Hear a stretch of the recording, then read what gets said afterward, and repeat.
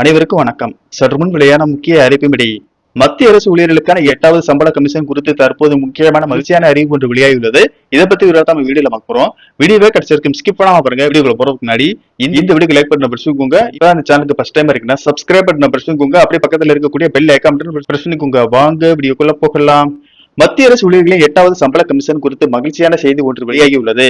8வது சம்பள கமிஷன் கீழ் மத்திய அரசு ஊழியர்களின் குறைந்தபட்ச அடிப்படை சம்பளம் 69,000 ரூபாயாக உயரும் என தகவல் வெளியாகியுள்ளது.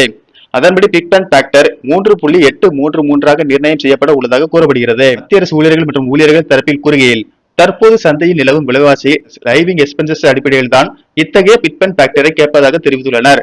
இந்த மாற்றம் மற்றும் நடைமுறைக்கு வந்தால் மத்திய அரசு பணியில் இருக்கும் கீழ் நிலையுள்ள ஊழியர்களுக்கும் பெரிய அளவிலான நன்மை கிடைக்கும் என்பதால் அனைத்து தரப்பு ஊழியர்கள் பிரிவினர் மத்தியில் பெரிய அளவில் எதிர்பார்க்கப்படுகிறது. பொருளாதார வல்லுநர்களும் 8வது சம்பள கமிஷன் மீது அதிகப்படியான நம்பிக்கை வைத்துள்ளனர்.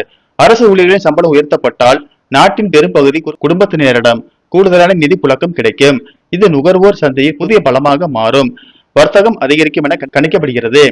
மேலும் 8வது சம்பள கமிஷனின் பிளான் அளவு குறித்து ஊழியர்கள் பிரிவான national council joint consultative missionary கூறுகையில், அரசு ஊழியர்களின் இன்றைய செலவுகளையும் விலைவாசி அளவுகளையும் முந்தைய சம்பள கமிஷனில் ஆய்வு செய்யப்பட்ட முறை தற்போது முற்றிலும் பொருந்தாமல் உள்ளது.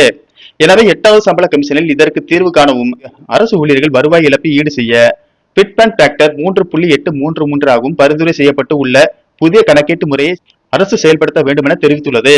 பொதுவாக சம்பள கமிஷனில் நிர்ணயம் செய்யப்படும் குறைந்தபட்ச அடிப்படை சம்பள அளவீடுதான் அனைத்து ஊழியர்களின் சம்பளத்திலும் எதிரொலிக்கும். இதனால் அதை சரியாக கட்டமைப்பது மிகவும் அவசியம் என அரசு ஊழியர்கள் கூறுகின்றனர். இதே போல அடிப்படை சம்பளம் தான் கொடுப்பனவும் கிரேடு பே என பல விஷயங்கள் சேரும் போது ஒரு மத்திய அரசு ஊழியரின் சம்பளம் 8வது சம்பள கமிஷன் மூலம் 2.5 லட்சத்தை எளிதாக தாண்டும் என கணிக்கப்பட்டு உள்ளது.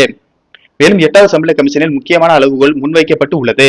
தற்போது நடைமுறையில் இருக்கும் குறைந்தபட்ச அடிப்படை சம்பளமான 18,000 ரூபாய் அளவீடு பிட் பேன் ஃபேக்டர் 3.833 நிர்ணயம் செய்யும் போது ரூபாய் 69,000 உயரும். NCJCM அமைப்பு இதே அடிப்படையில் பென்ஷன் அளவீட்டையும் கணக்கிட வேண்டும் என அறிவித்துள்ளது. நன்றி, வணக்கம்.